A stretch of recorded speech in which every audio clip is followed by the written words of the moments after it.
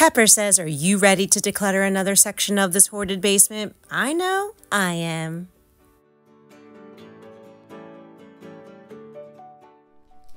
Hello everyone and welcome back to A Hoarder's Heart. For today, of course, we are back in this basement. We're continuing in the front of the basement because there's still some stuff towards the steps, towards the front.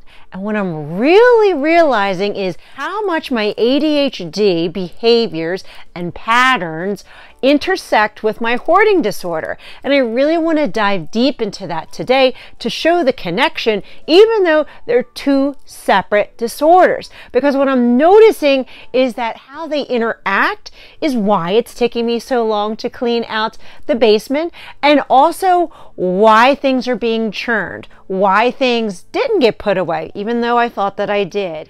And also just being very mindful of these behaviors so we can be in the solution as to how do we stop reoccurring these behaviors. How do we finally clear this out, keep it neat and clean, and then move on to the next section.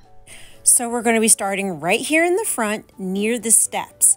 Of course, there's a lot of Christmas towards the front here and then towards the middle of the basement because the Christmas cave did start leaking again. So it's temporarily has to stay out here until hubby can hopefully figure out how to fix it. Or if not, we're going to have to call a plumber. Now, this Christmas bin is nice and small because it's just ribbon and such. So I can actually put some Christmas stuff back in the front because it's only leaking in the very far back corner. Now, a lot of this video is going to be putting things away back in their homes or even their designated areas, because some things don't have homes per se, but they have a section in the house that they can go to. Like this autumn sign, all the autumn stuff is in the attic. It's not organized, and we'll be doing the KonMari method in the summertime of all the Halloween and fall stuff. But right now, I'm just trying to get all of it together. And it was important for me to start right here by the steps when you first come down the basement, because a lot of times this is where things become churned and put down here to be taken care of, like this box right over here. This is from my work. This is a work box that came home with me a couple months ago, and it landed right here. And a lot of this stuff I see is Christmas items that I brought to work. They were my Christmas home decor stuff, and I brought it to work so that it could be nice and festive when we were working there. But now I realize that we can let everything in this box go. All the contents that were in this box can be given away. So now let's talk about the hoarding and ADHD and how they interact. The hoarding was my inability to let something go.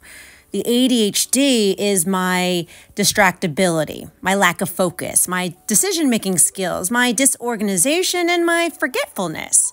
Now, we've really mastered decluttering and letting go, but there's still cleanup and post-organization after the decluttering session is done. And some of those small little tasks are being forgotten to be complete because my mind's already on the next decluttering session. So I'm learning that I need to go back and make sure that everything was completed, whether that's doing another decluttering session in that area, or putting the keep stuff away that I forgot about, or even reorganizing the area.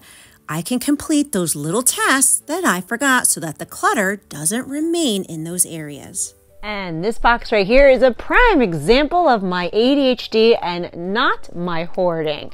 This box we went through in the beginning of spring for basement, because here is my mantilla from my wedding. This is the bag that it came in that we can toss out. Here is the basket. Here is just, this is where I have to be more mindful of, because I'm very mindful of my hoarding behaviors and what triggers it and stuff like that.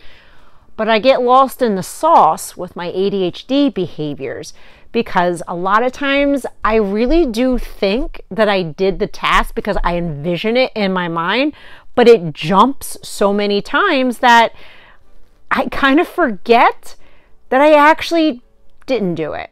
And I'm not going to shame myself because I missed it. It's why it's important for me to kind of go through something a second time and even a third time if needed to make sure that I did complete all these little tasks that I'm struggling to focus on. And I'm not going to shame myself or put myself down for it because it's okay. This is how we solve the problem.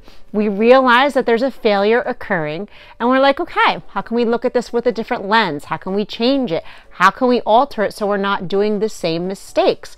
This is how we do it. So we give ourselves grace as we fix the problems. I am now very aware how the ADHD played a huge role on how I was consistently churning the hoard. A lot of the stuff you've been seeing, you've already seen in previous videos.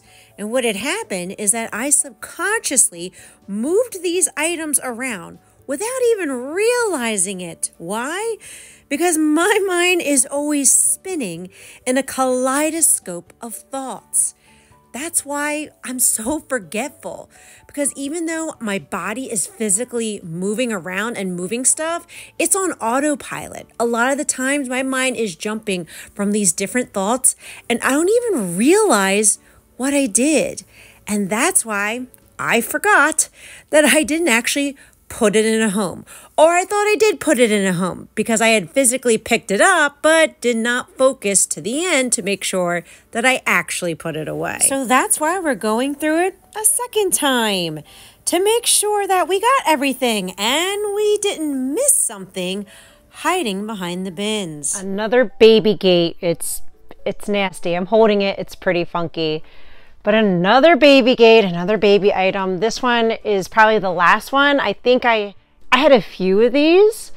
I know we got rid of one of these last year, but this is the last one of this kind. So we're gonna let it go, right? Here's the hoarding part where it's kind of like, all right, I know it's a baby item. I know I'm attached to the baby items, but it's okay. We're gonna let it go. The ADHD part is that after I record it as a tossy, I need to make sure that I am physically taking it to the curb and not kind of forgetting about it, which I've been really good with taking the tossies up. It's just sometimes that just happens. It's just part of my ADHD. So that's why we're just being more mindful in that second sweep. That's why we're just making doubly sure that, hey, okay, yeah, we did take all the tossies actually up and out, and giving that second scan over the area. Did we put everything away? Yeah, okay, we did. Just making sure we're completing those tasks. Here's something else my ADHD does.